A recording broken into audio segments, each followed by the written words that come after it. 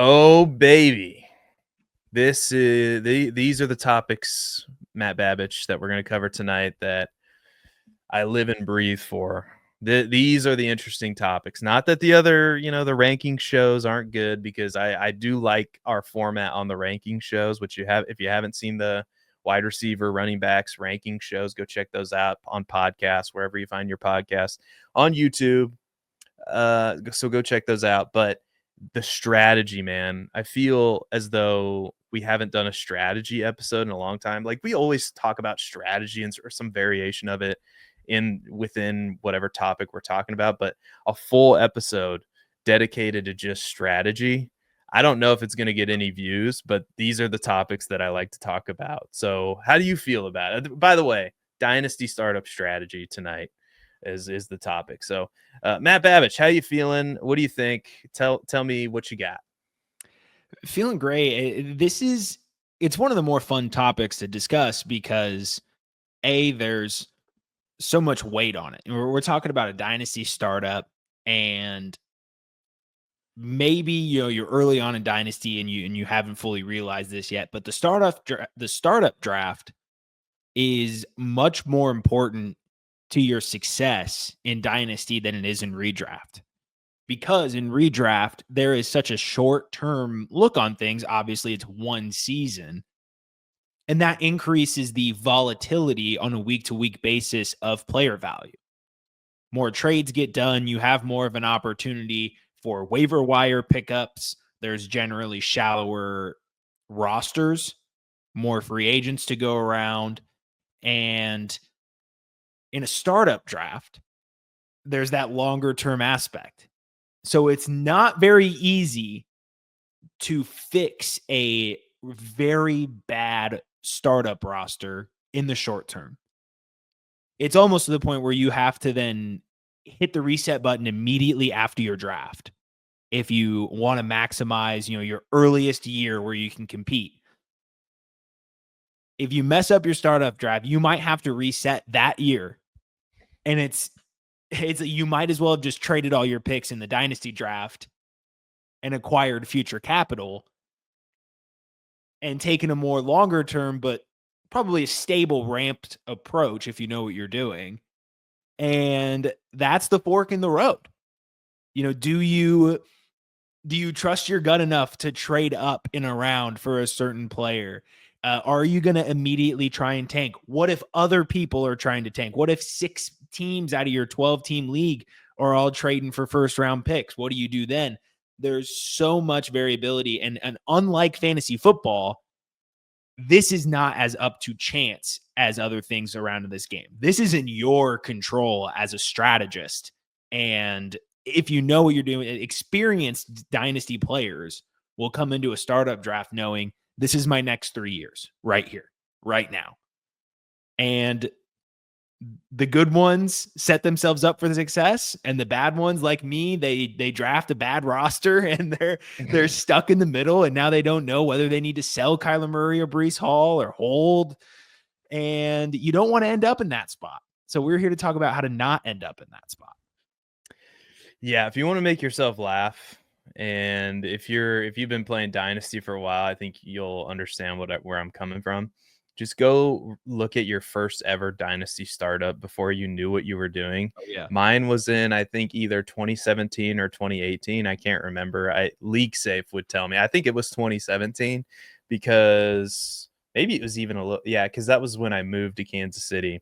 And when I tell you it was the worst, god-awful piece of shit team that you've ever seen in your life after just 1 year, it was truly, truly awful. Maybe on the show, I probably should find that roster. The problem is that league actually went under, like, God, that's 5 or 6 years ago now at this point. As many do, yeah. Yeah, so I'm not in that league anymore just because the platform folded, or the website folded. I can't remember exactly what happened, but yeah, it's hilarious to look back on some of your previous early dynasty startups to look at some of the mistakes you made, and we're here to help you avoid those mistakes. So why don't we jump right into it and get to what you should do before the draft, but I sense that you have something else to say, Matt Babbage. Real So quick, go ahead while and we're on say the it. topic, for a little fun for the viewers and listeners, worst rookie pick draft you've ever made. Go. Yeah, drop it in the comments. I will get back to all the comments. I just did Nikhil that Harry before the 101, my first year playing Dynasty. So you can all clown me in the comments for that one. I traded in, would it be 2019 when AJ Brown came out? Is that right? That sounds right. 2019 Yes. or 2018, I traded the pick that was AJ Brown. Like, I thought I was so smart. I thought I was like, oh, look, I traded down 2 spots and picked up an extra third round rookie pick, but in that pick was AJ Brown that was made. I think it was at the 107 in that rookie draft, which goes to show you. I think, God, was that also Nikhil Harry draft? It might have been. I don't know. Maybe we can look this up as we're They were spitballing here. Brown and Metcalf are 1 year apart, right? I think Brown was 18 because Metcalf was definitely 19.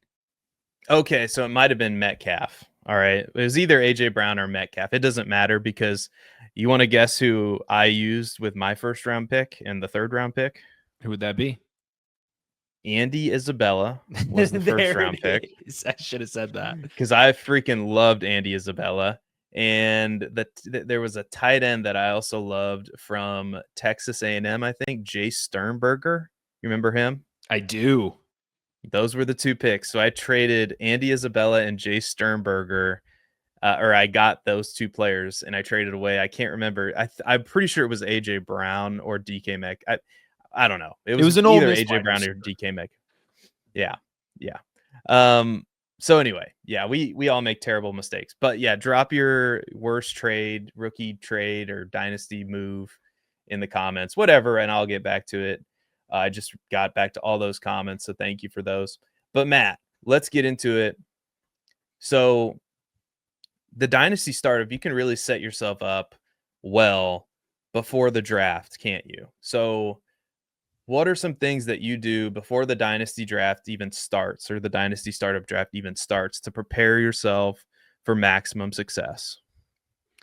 Yeah, so I think of any sort of fantasy league, the draft room is my poker table. So if anyone's played poker, it's not just playing the cards and the odds, you're playing against the people as well.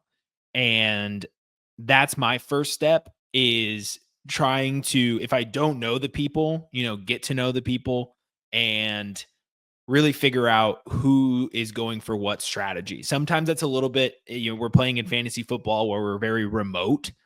So part of that is going to be a little reactionary, right? So in the Dynasty Roundtable Listener League, very quickly when the league started up, not too long after we activated, Seth traded his first round pick away. And so, all right, Seth, he was clearly motivated. He had his strategy, which is another thing you want to do. You have to come to the table with how aggressive you're going to play or how, passive you're going to play. In Seth's case, trading his startup picks for rookie picks. And that set the tone, right? So now I, as a dynasty player, have to say, all right, if I'm going to be like Seth and play passive, I have to make my move now. Because the people who are willing to trade first round picks are going to continue to decrease. And I decided to play it passive. And I tried to draft my way out of it. I don't think I would do that again because I traded up too many times. This is all to say, come to the table with your preferred strategy. Is that you definitely want to punt your picks and rebuild.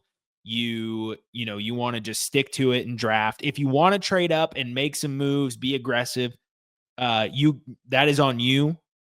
I personally don't recommend that strategy. Seth, I don't believe you do either. There's just too much risk involved. We can apply the same analytics that NFL GMs take, and you see more and more teams wanting to trade back and leaning into analytics and continuing to just accumulate value where you can. There's no reason not to take that same mindset in Dynasty. And unless you call all your shots correctly, it's, mathematically the better spot to put yourself in, or giving yourself future capital to then re-roll. Maybe you got the 101 and you sold Genty for something. You trade back 4 picks in the rookie draft, get another pick in the future. I'm rambling at this point. Seth, would you like to chime in? Yeah, so it's funny, and I'll get to this in a second, but I actually want to take just a step back, because I want to touch on something that you were talking about when you referenced my trade in the Dynasty Roundtable League, because I have a strategy that I love, and I know how to execute it. I feel like I'm pretty good at executing it. So I am not afraid to just come in guns a blazing, because I know what the value, I know what I'm willing to give up, and I just send like the same trade offer to everybody, or around the same trade offer, and then if somebody bites on it, that all of a sudden the league gets thrown into chaos. So not only do I get what I want, I get to set the market at what I think is fair, and that gives me, that not only does that give me my preferred strategy, but it also gives me the power that I just set the market for that particular thing. So anyway, just to touch on that real quick, but to take a step, just a half a step back, I think what everybody needs to do, and this is basic, but I think it's true, is you have to review the settings of your startup before the startup draft begins. And those settings, like, you have to, obviously you have to know if it's super flex, you have to know if it's tight end premium, but more specifically, you need to know the scoring settings. You need to know if it's PPR, if it's half PPR, if it's tiered PPR, or is there like the Dynasty Roundtable League, there's an extra point for tight end premium receptions. So that's a whole nother aspect of it that you need to consider. Like, is it start 10? Is it start 9, 8? Because the fewer players that get to start, the more valuable some of those elite options are. The more players that you start, you want to have more depth. And similarly, like in the FFPC leagues, that those are only 20. You only roster 20 players in those leagues, but in the Dynasty Roundtable League, we roster 28 players. So obviously, the roster spots are at a premium in the FFPC, more flexibility in our format. So you got to know all that stuff. And there's more that I could talk about, but you have to know your settings backwards and forwards. And something that I like to do before the draft even starts is, and Sleeper's great with this, and I've said this 100 times to like anybody that'll listen, is you have to get in those DMs. Like, you have to message every single league mate and say, hey, this is who I am. I'm going to be an active owner. So if you have any trades that you think might be fair, I'm going to be sending you trade offers. Like, I will respond. I'm going to be super active. Like, sending that message to everybody is a fantastic way to not only introduce yourself, you might make a friend along the way. You never know, an internet friend, but also if they're thinking about moving their pick and you want their pick, or if they want to come up and to your spot, you've made that connection with them, and it increases the likelihood that you will foster a trade with them. So you got to do that. You also have to check out, to gauge the market, like Keep Trade Cut or Dynasty Data Lab has an awesome ADP tool that honestly I haven't been using enough, to be honest with you. It's fantastic. I was poking around in that the other day. Do a mock draft. If you around the same settings that you have, or watch a mock draft. We're going to be doing a bunch of Dynasty startup mock drafts, or at least a few this summer. So you can hop in. Those are like, I'll post those on Twitter. So if you're following our Twitter account, you can hop in those. And like Matt said, you want to formulate your ideal strategy, but you want to stay flexible at the same time. And we'll touch on that a little bit later when we get to the during the draft portion. But I think that's all of the tips that I have for before the draft. Any final thoughts there before we move on to the real meat and potatoes of the matter? Like, during the draft, what do you do? So Matt, any other thoughts there?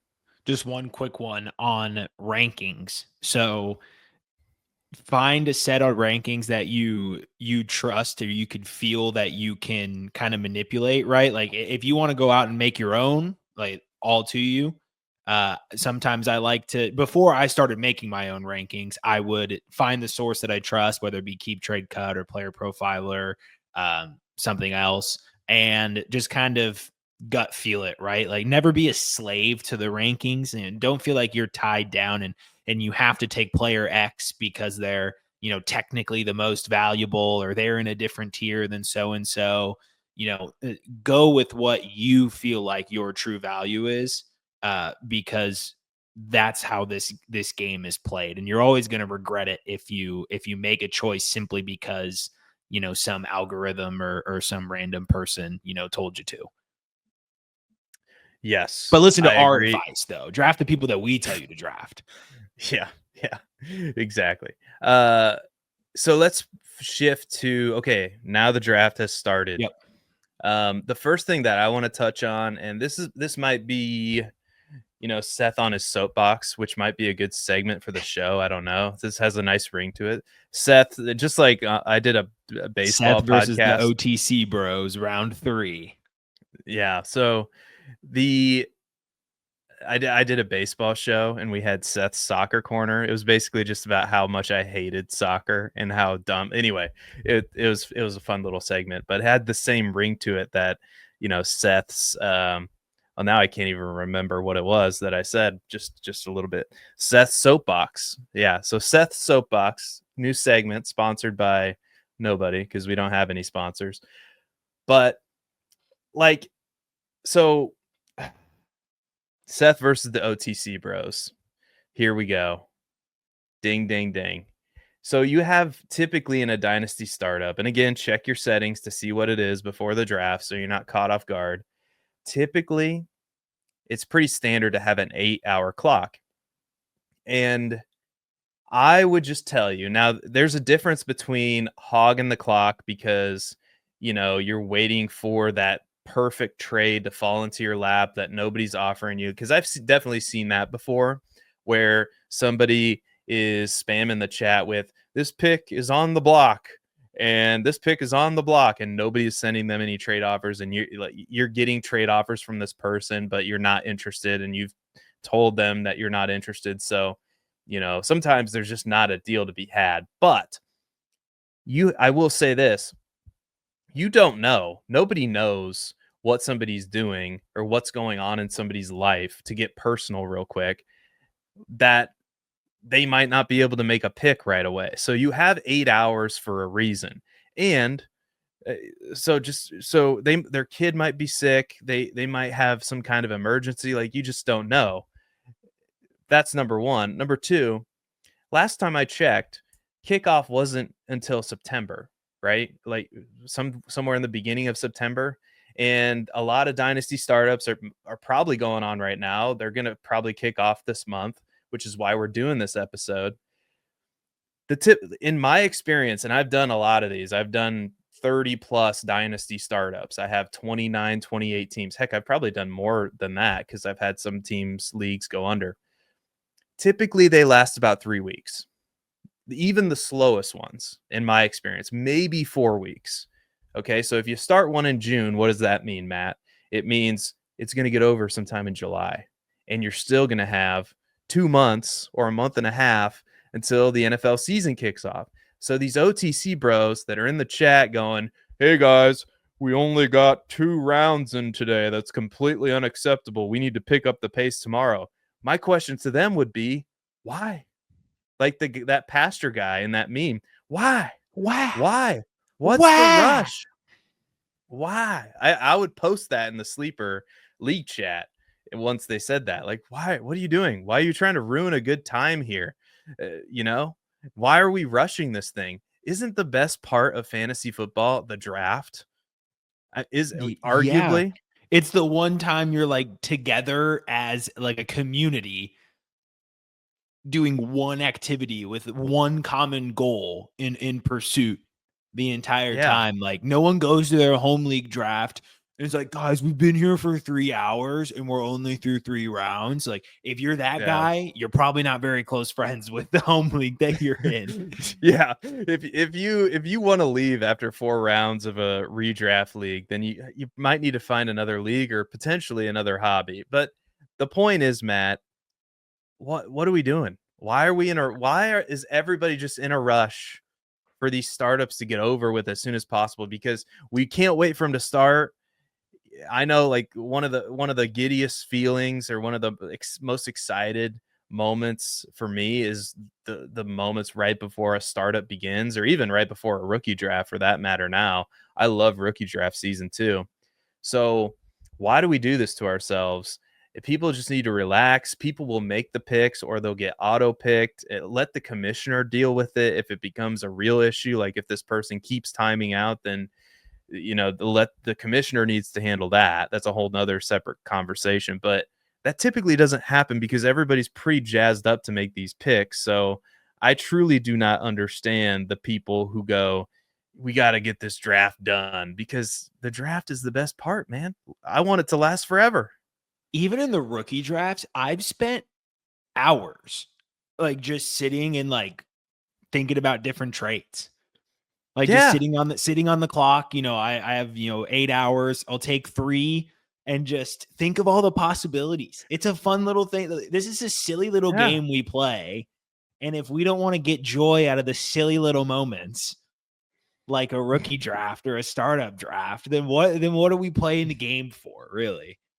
Yeah, sometimes I will say that I have to go to the bathroom just to work on dynasty trades. I'm a dad, so that the bathroom is like my private throne, where no questions get asked about. It's obvious what I'm doing in there, right? Going to the bathroom. No, I'm just sitting on the toilet, calculating, formulating dynasty trades, like every grown man does, I'm sure, who's in a dynasty league. So, what are we doing? What's You're in a dynasty startup.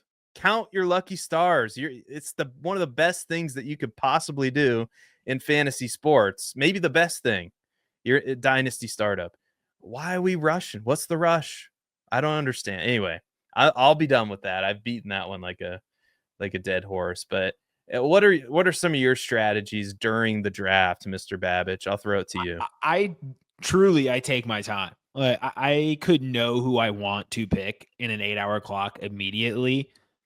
I'm gonna take. Oh, sometimes I think myself to death, and that's something I'm working on as a player and analyst. But I really like to just sit and think about it. It is chess, like whether you feel like it's a fair comparison or not. It truly is, because you're sitting in round one.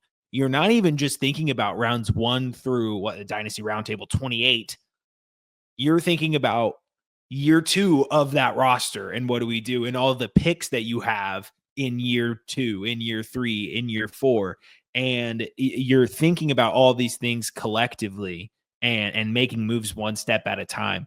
When you frame things like that, especially if you're playing for bigger pots, the stakes are fairly high each pick.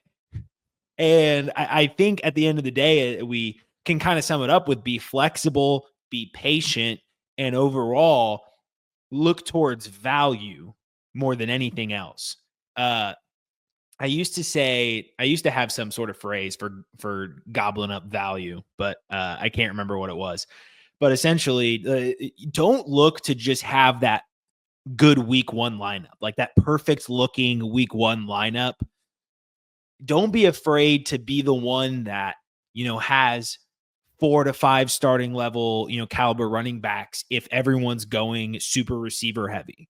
Don't be afraid to load up on the 4, gross sounding bottom tier quarterbacks in a row, because in a super flex league 2 of them are going to accrue value, and you see multiple rosters trying to win now that have gone too shallow at quarterback.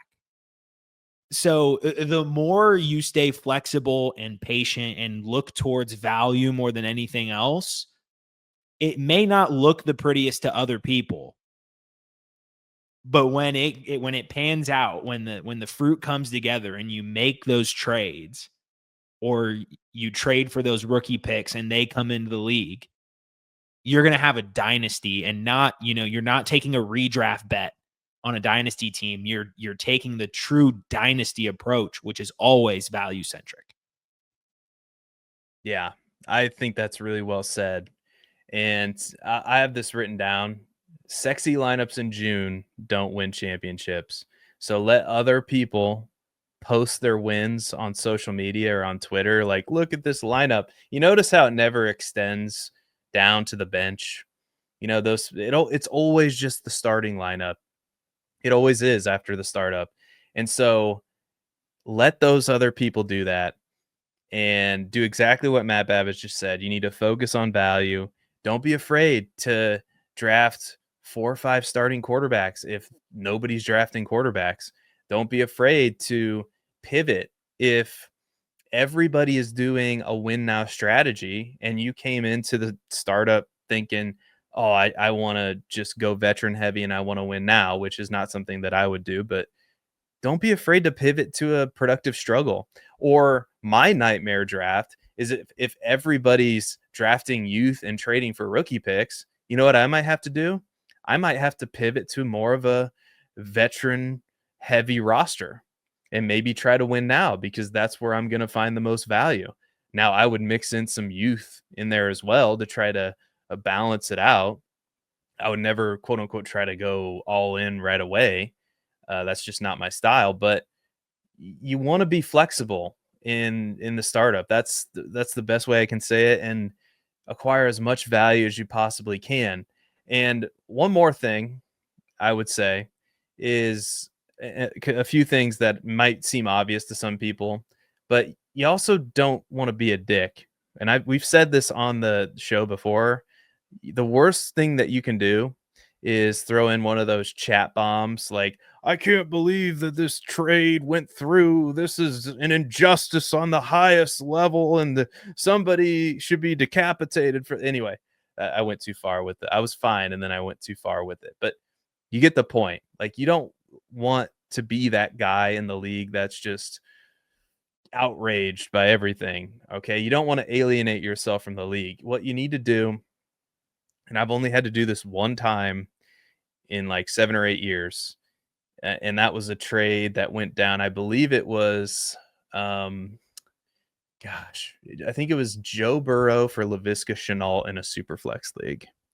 That trade went through, and that's the only trade that I've messaged the commissioner directly and said, hey, something's not right here, because nobody on planet Earth, I can understand we all value players differently, but on every website that I went to, Joe Burrow was ranked inside the top 12 or 15 players overall in Superflex. And Laviska Shenault was, I mean, even at his peak wasn't, No. you know, so that's the only time I've ever messaged, and I didn't message anybody in the chat. I didn't put anything in the league chat. I went straight to the commissioner and said, what's going on with this? Because this is insane. So that's exactly how you should handle those types of things, even when you suspect collusion to go down, and collusion's a whole nother thing. If you suspect it and things don't seem right, contact your commissioner. And if they don't deal with it, guess what? You can leave the league. Like that would be a great excuse to leave a league, is if you believe that there's obvious collusion going on and your commissioner's not doing anything about it. Other things that I'm going to mention real quick. I would not, we've mentioned this already, but I would not trade up really unless it's just an absolute great deal and you're trading up into a tier. And but in general, trading up is not a good idea. And also, don't try to hold on to your future rookie picks, especially if you're new to Dynasty and you're doing a Dynasty startup for the first time. I have been playing for going on 7 or 8 years now, for sure 7, maybe 8, if I'd have to look at a calendar. But I clutch onto those first round rookie picks like they're gold, because they are.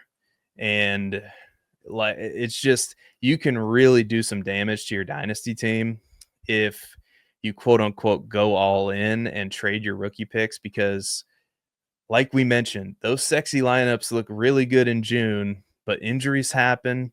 We've seen surprise retirements. This is a crazy landscape where trust us, if it's happened, we've seen it. And if we haven't seen it yet, it's going to be equally as devastating, or if not more so. I mean, Deshaun Watson at one point in time was a lock, first round startup dynasty superflex pick. And now look at him. So Andrew Luck, same story. And then he retired. I remember that year I took Andrew Luck in the second round of a superflex startup, and I thought I had made the best pick ever. Even someone And like then, RG3's career, coming to yeah. a crashing halt. Yeah. So your first round rookie picks are your future, like Kevin Costner said in draft day. So don't give them up. Don't go chasing Bo Callahan's. Okay, just stay. Most of the time, staying where you are and picking the best valued player. Meaning, if you just go to a ranking service you trust and just pick off that list, as boring as it might seem, like that would be better than trading up for the quote unquote best producer right now that's available. So those are just some cautions I would say, some advice I would give. Let's go through this real quick, and these answers can be, because we kind of already touched on some of these, Matt, but I threw these questions in here kind of at the last minute. But what is your strategy? Because strategies can differ at different parts of the draft. Like, what are you doing in the early rounds of your dynasty drafts? Are you playing it safe? Are you, what kind of players are you targeting, and what's your preferred strategy in the early rounds? Yeah, in the early rounds, I'm going to tend to stay away from very old assets that are in the top, 2 rounds. That's kind of faded itself out at this point, outside of the quarterback position. Well, even like Mahomes isn't really old by any means. So we're in a point where like McCaffrey's not like all the way up there anymore. Like Barkley's not really a guy I'm going to be super keen on drafting, just because I have gone with the more risky routes or riskier routes, and it has not worked for me a bunch of times. And so I've learned my lesson, and like Barkley's probably an asset where at his current value, I would be less interested in drafting, and more stable players that have some youth to them. I think in the first couple of rounds, especially in Superflex, you're not going to be adjusting your rankings to try and take the youngest person possible, but even if you do, a receiver, you're pulling up Malik Neighbors or running back Ashton Genty. So it's not the worst situation to put yourself in. So I think all that to say, in the first few rounds, like if you just go for a relatively stable asset and go for who you're thinking, your best player available is at that spot, it's probably the safest bet. And that's what I tend to do. I don't want to get overeager and trade up, because you're leveraging future assets, potentially leveraging depth. I've seen a lot of people, and I even think I did this in the Dynasty Roundtable startup. You move up a few spots and then you swap positions at every like other odd round, like going down the rest of the draft. And it puts you in a much worse spot than you realize. And you're like, oh, wow, my bench is very thin now. All because I tried to trade up, 4 spots in the third round, and the player I could have taken anyway is just as good. So value, that's been the theme of my point of view here. Yeah, and honestly, the older I get, and trust me, we have player takes to the, like we still have those player takes, and there are definitely players that I like and players I don't like, according to my rankings versus Fantasy Pros ECR rankings or Keep Trade Cut. But I will say the older I get, the more player agnostic that I get. And I'm just looking for the value, right? And I know that because there would have been a time where I would have taken absolutely zero Tyler Shuck, but I understand he's a second round quarterback in a super flex league that nobody wants. And I was routinely getting him in the mid to late second, sometimes the early third round. And at that, that's a perfect example. And I know it's a rookie draft and we're talking about startup drafts, but that's a perfect example of taking the value. Now, will it pan out for me? I don't know. Probably not. I'm looking to honestly, the move that I had in my mind was I'm looking to offload him if he's announced as the starter in mid-August or whenever that the Saints are going to announce a starting quarterback, and You're going to somebody move is off of him. Yeah. yeah, somebody's desperate for a starting quarterback, then I'm going to leverage that against them and get as much as I can and sell as much chuck as I can, because I don't believe in the player, but the value was there for me to do that. Similarly, in the dynasty startup, in the early rounds, it's easy because the quarterbacks in a super flex league are going to hold their value. If you're in the top 5, it's super easy. Like Jaden Daniels, Jalen Hurts, Lamar Jackson, take your pick. Now, I will make a case, and I've reflected my dynasty rankings, that Malik Neighbors might be the most value insulated wide receiver out there because he's 21 years old, and look what he just did in New York with no quarterback play. So you could make a real case for taking him over Justin Jefferson or Jamar Chase, but obviously the safe play is Jamar Chase, Justin Jefferson. Those guys are going to hold those wide receivers, elite wide receivers. You can kind of throw the age curve or age apex out of the window with like a Justin Jefferson type, because he's going to produce. His value is going to go down at age 28, 29, 30, but he's still going to be a mega producer late in his career just based on the talent, most likely. And I tend to target quarterbacks and wide receivers early. That's how I like to build my dynasty team, just because those assets tend to hold their value longer, as opposed to running backs. Like you mentioned, Saquon Barkley. I think that's a perfect example. Saquon Barkley was inside the top 24.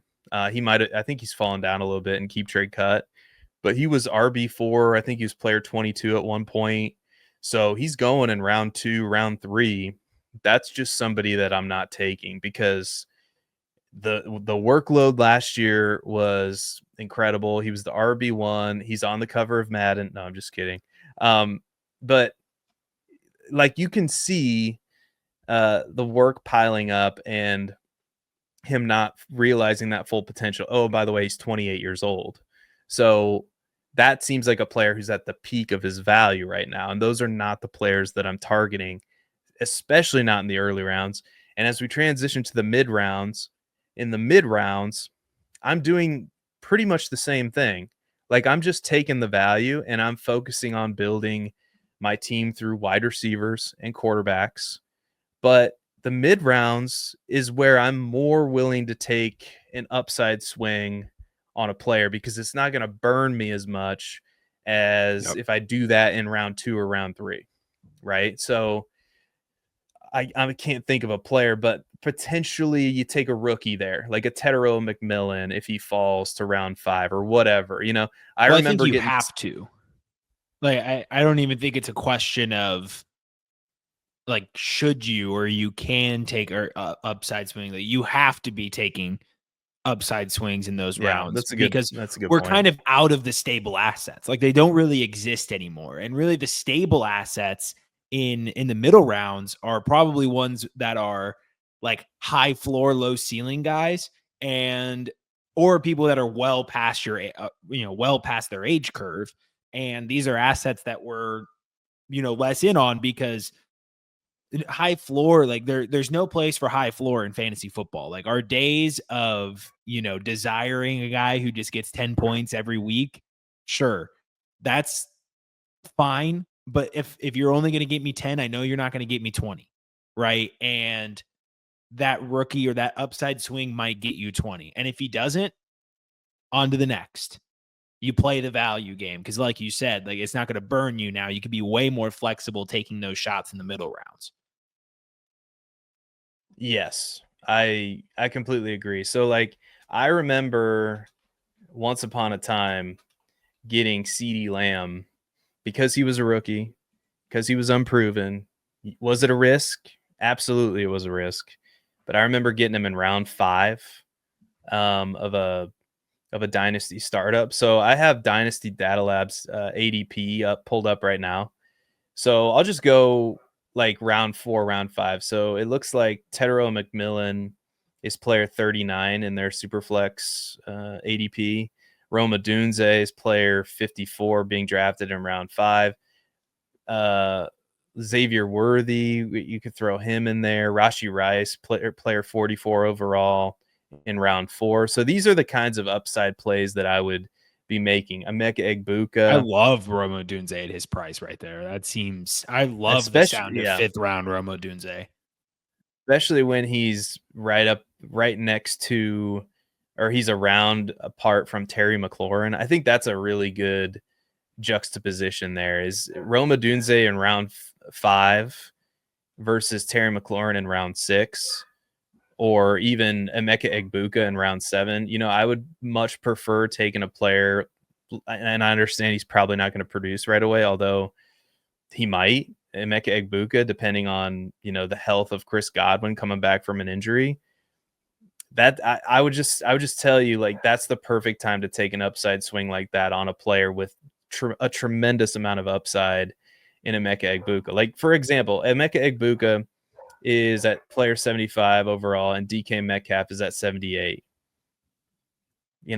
Like, Well, especially with these early career guys too, because there's still so much insulation in their value because of their age and draft capital, that you take a Romo Dunze or people are still making excuses for JMO and going into year 4. So you could take Romo Dunze or Emeka Egbuka and get out alive if they don't pan out the way you think they might.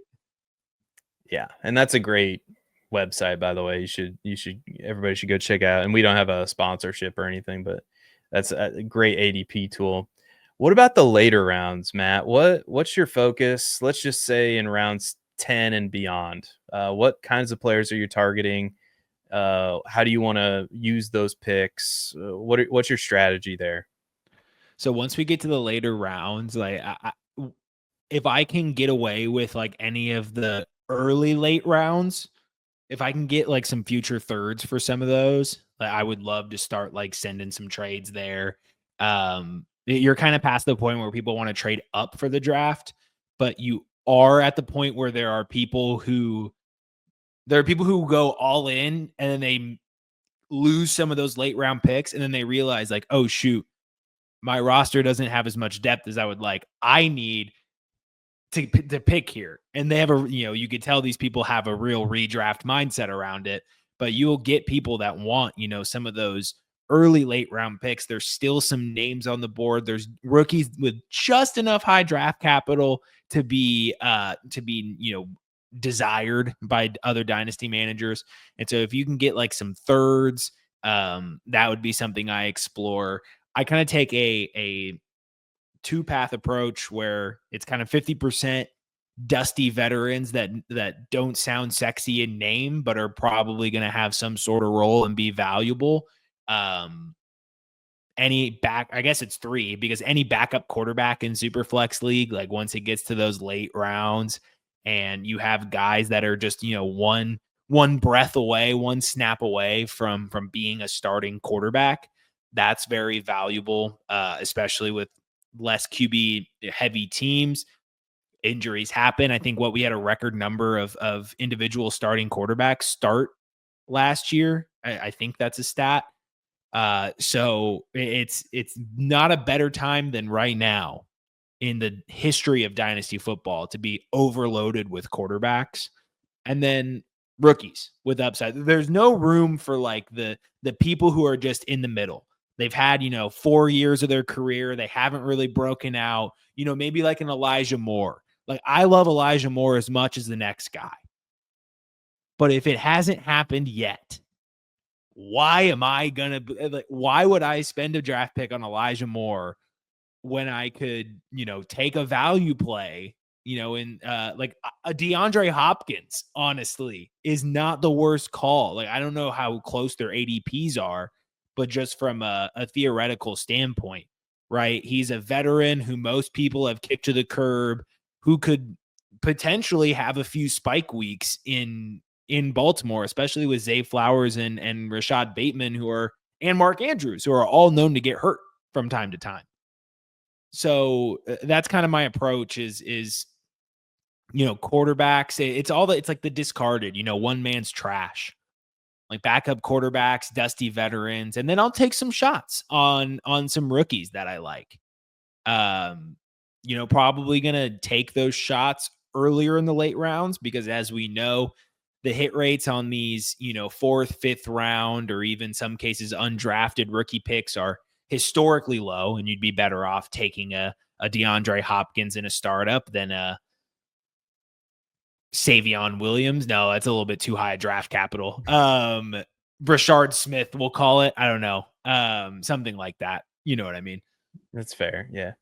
I think you're spot on with that. I like everything you're saying, and just coming to this screen here that I've got pulled up and the ADP tool, player like Kyle Williams is still, and he's maybe this, ADP always catches up to reality. It's always playing catch up, but Kyle Williams at wide receiver 62 being drafted in round 13 feels like a pick I would make. Mason Taylor in round 12. He's, going to be the starting tight end for the Jets, I think. Evan Ingram to pivot to the other side of the aisle. Yep, exactly. Round 12, that's a starting tight end, most likely.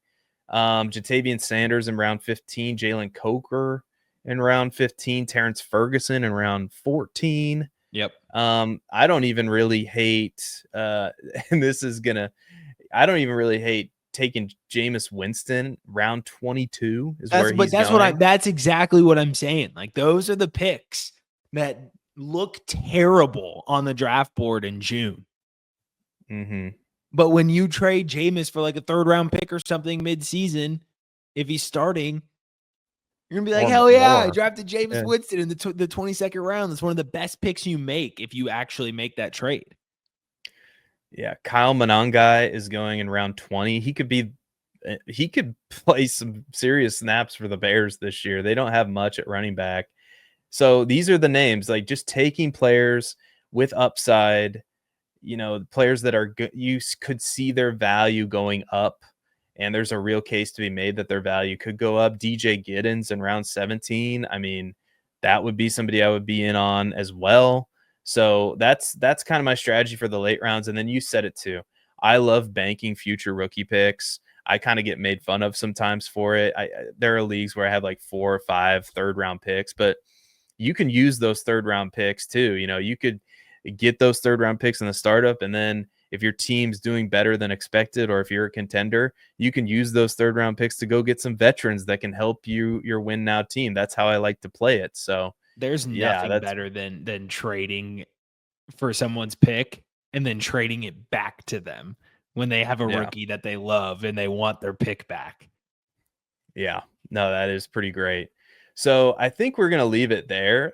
We are going to have another episode to kind of talk about what you can do in the Dynasty off season, or there is no off season in Dynasty. I hate that I said that. The bland months in June and July and leading into August, where things start to pick back up in the Dynasty trade market. So we're going to have another episode that covers that and things to do post startup draft. So stay tuned for that. But Matt Babich, let the people know where they can find you on social media. You can follow me on Twitter at Babich_Matt10. And you can follow our show on Twitter at FF Dynasty Table. You can follow me on Twitter at Seth_DIEWOLD. And if you like this episode, give us a 5-star review on Apple Podcasts. Leave a review. Go to the YouTube channel. Give us a like. Subscribe. We've had several, literally over 100, I think 160 some subscribers this month alone. So thank you so much. If you've subscribed, if you've commented, if you've liked those videos, that means so much to us. That helps us out tremendously. You don't know how much that helps us, and it's much appreciated. So thank you, thank you, thank you. Matt Babich, final words of wisdom for the people as we leave them, as we exit this episode. Get your sleep. Get your 8 hours. Like me, I'm tired. Yeah. It's my word of wisdom. I hear you. I tried so hard. My brain was spinning of something to say, and the only thing it came up with was, man, I'm tired. Yeah. I'm cool with about 6.5. If I get Oh, that, I'm you're a good. madman. I'm gonna have to. I mean, at some point in my Yeah. life, I'm gonna have to get to that point. But right now, it's oof. As you get older, I'm telling you, you need less and less sleep. And I'm not that I have like one foot in the grave or anything, but you know, I hope I got a lot of years left in me. But hopefully, the 6 hour thing is not a sign of my impending death. Anyway, thank you so much for watching. Be sure to click like, subscribe, and until next time, nobody cares about Aaron Rodgers, even though he signed with the Steelers like we all knew he would. Long, drawn out process, a lot of drama. Yeah, typical Aaron Rodgers. And guess what? Nobody cares. Nobody cares, Aaron. You're going to lead the Steelers to their first losing season under Mike Tomlin in the last 58 years or however long he's been coaching, because that team is not good. It does help out Caleb Johnson, which I'm happy about, former Hawkeye. Go Hawks. But on the whole, doesn't really matter because you're not that good anymore. Discount double check that. We'll see you later, everybody. Have a great night, day, afternoon, whatever part of your day you're in. Make it a great one, and we will see you later. Bye-bye now.